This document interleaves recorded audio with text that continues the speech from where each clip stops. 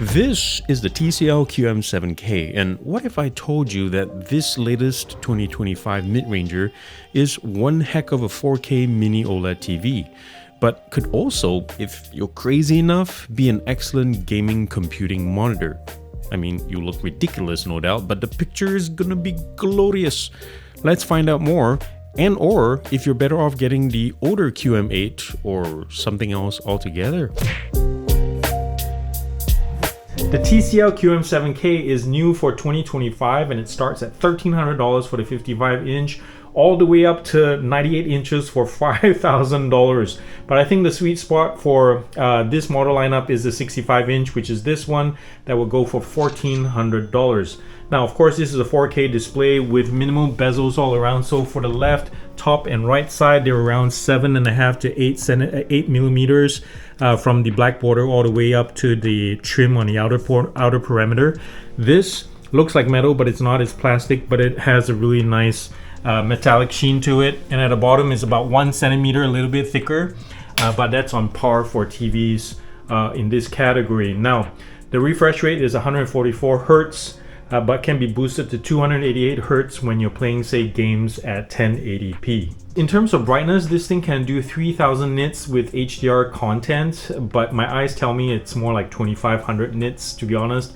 It's still plenty bright enough, especially if you have a lot of sunlight and bright rooms and things like that. It's still plenty punchy.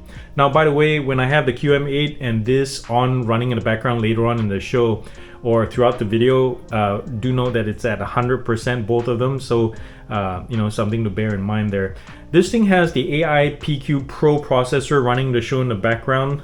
So it's an in-house built chipset that runs Google TV and the new Halo control system, which is an improved combo of micro lens design, the light source, as well as reduced gap between the backlighting and the diffuser that are meant to reduce haloing, as well as improve colors, but more on picture quality in a bit. At the back, we have a decent selection of ports. On the far end of the TV, on the other side, is the power supply. On this side, we have USB 3, USB 2, Ethernet, and 4 HDMIs, which is eARC, and then we have the RF in as well as SPDIF right there. In terms of sound, the TV produces a combined 40 watts, which is not a lot. It can fill a medium-sized room, but it is pretty harsh, let alone, don't even try a large room, for crying out loud. So if you're gonna want good sound, at least go with a sound bar or dedicated speakers. But here you can see the rear firing woofers tuned by Bang & Olufsen. They look nice and look good. I wish they perform a lot better. In the rear here, you can also see the 300 by 300 VESA mounts. And PSA, even though this thing is a small, slim TV, get an extra help when you're setting this up. 44 pounds is not light by any means, with the stand, by the way. The stand is really nice. Metallic looking, just like the outer rim. Fully plastic though, easy to install, very sturdy, which is the same thing as the rest of the TV. This thing is solidly built, really nice, but be sure to get extra help when you mount this, whether it's on the entertainment unit or whatever. But I do have a flat mount for this if you want to install this like a picture frame.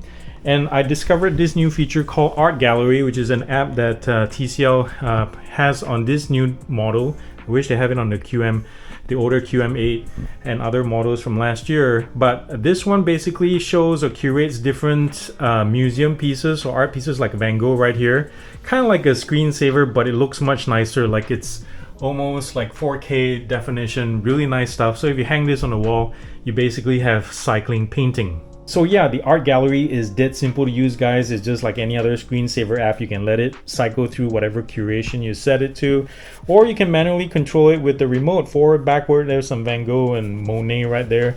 And speaking of the controller, let me get under some better light here. This thing is not bad, I'll tell you what, for what it is. It backlights when you lift it up and whenever you touch it, of course. Textures on the back here, some stability feet on both ends to keep this nice and stable and not wobbly on a flat surface.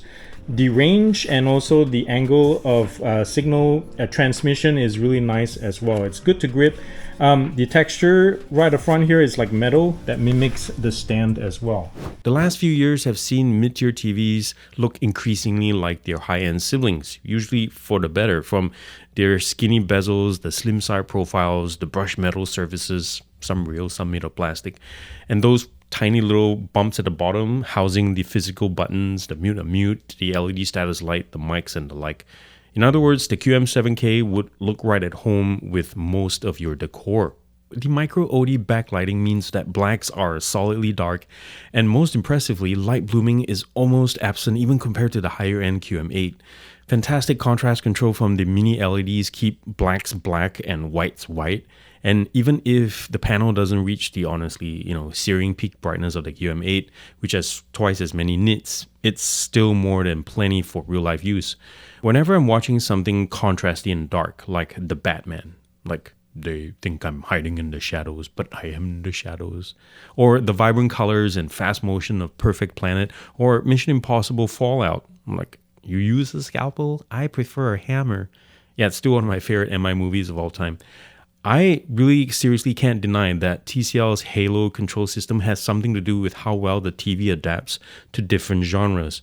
Colors out of the box are for the most part on point, although I still prefer locking it into movie mode about half of the time regardless of the content. I just, prefer the color, but that's a personal thing.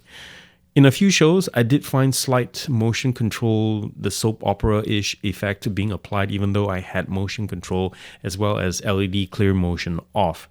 I'm quite sure it's user error here, but if you experience anything similar with your QM7K, let me know down in the comments below. One of the big differences this year is there's a visible improvement in glare rejection too. You can see the difference even pretty well with both sets off.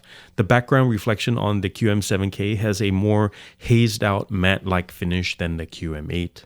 I do wish this panel came in smaller sizes, like below 50 inches or something, because the native 144Hz refresh rate and also low signal response times are pretty legit for gaming, guys.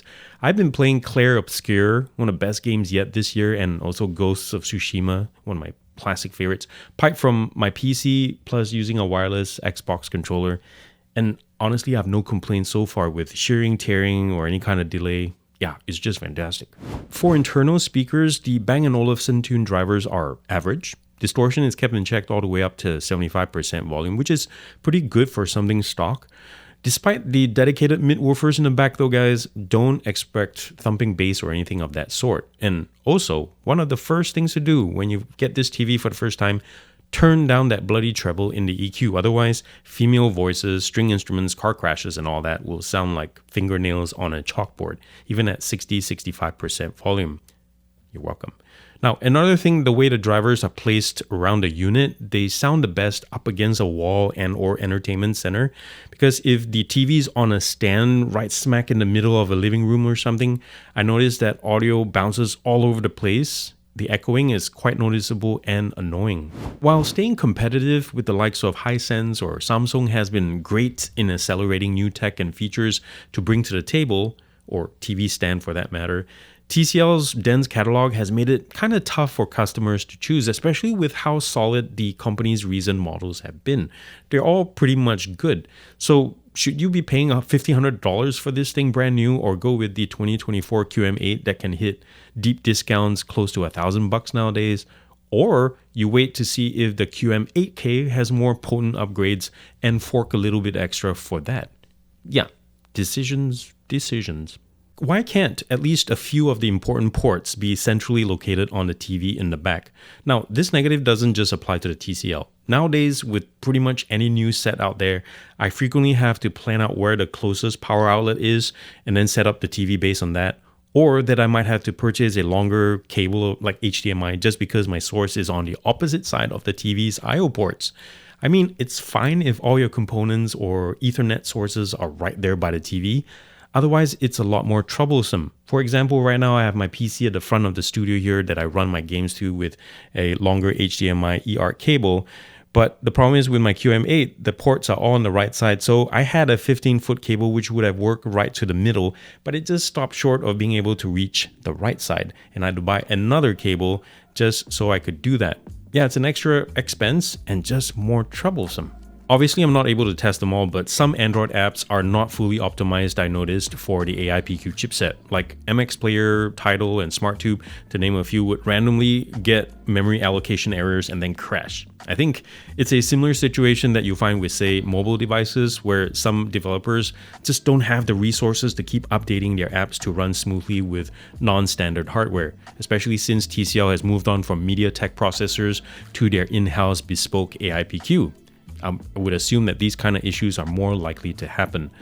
But that being said, popular apps that most users would use, like Netflix, YouTube, Spotify, and all that, are usually fine. It's only once you start delving deeper into the Android libraries when you start seeing problems.